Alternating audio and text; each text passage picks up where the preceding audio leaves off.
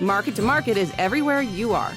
Subscribe to Market on YouTube, find us on the PBS video app to stream on demand, and add our 3 podcasts on your favorite podcasting app.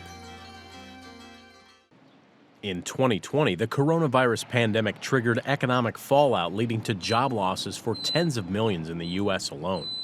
For one recent college graduate, being laid off was the final nudge he needed to branch out by returning to his roots. Reconnecting people to the food they eat is kind of the idea I had. A 6th-generation farmer from northeast Iowa, Tanner Sanis helped raise livestock and row crops growing up.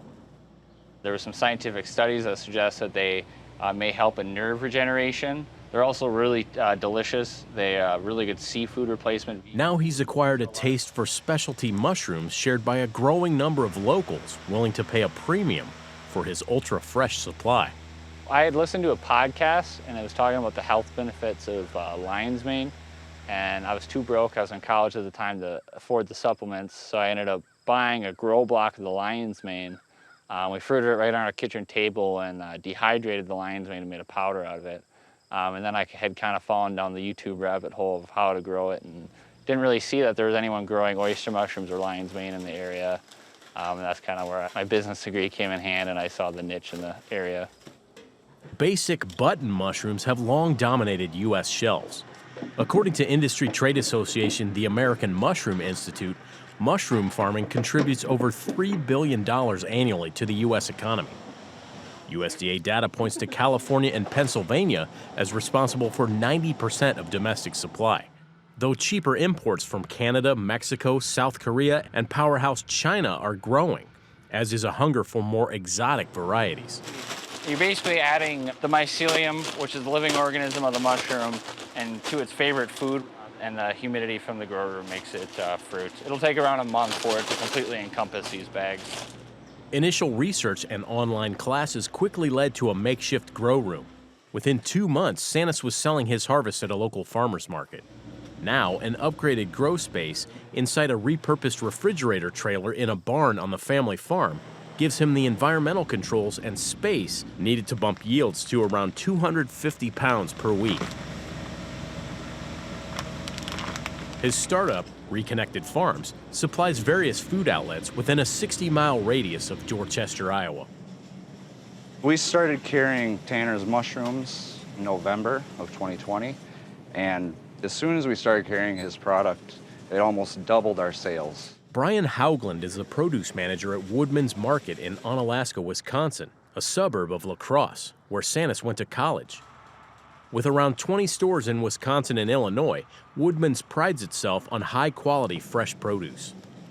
So normally mushrooms, they'll be harvested, shipped to a distributor. It might take up to a week before those mushrooms are received in the store. And with Tanner's, they're coming here same day. You know, when you're getting them that fresh, you're getting the best product you possibly can. Haugland says health-conscious customers prefer the taste Reconnected Farms brings to the table, as well as the antioxidants and vitamin D not present in many other plant-based foods.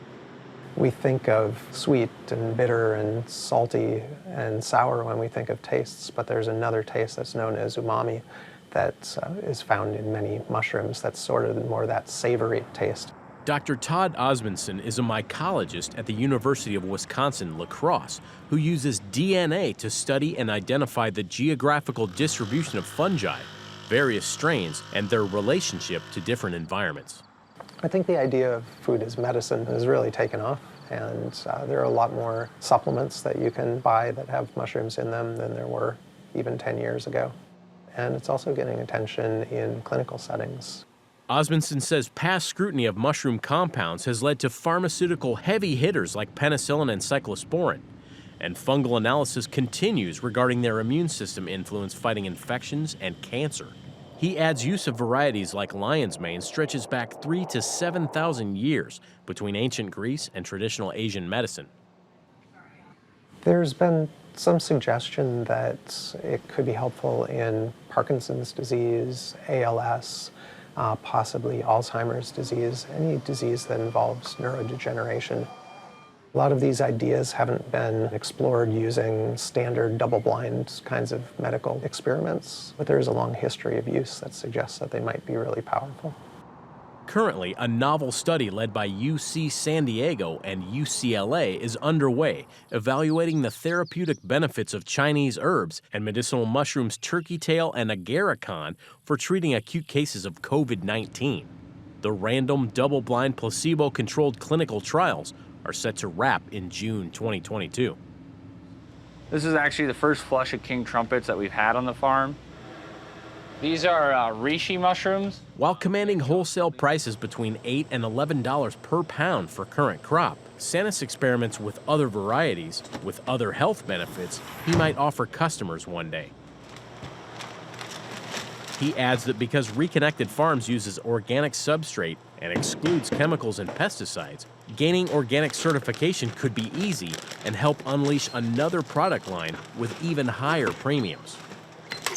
As demand accelerates, Sanis hopes to expand deliveries to a 100-mile radius within the driftless region of Iowa, Minnesota, and Wisconsin. But he doesn't sweat competitors using his roadmap. I think the market's plenty big for multiple growers in an area. For Market to Market, I'm Josh Bittner.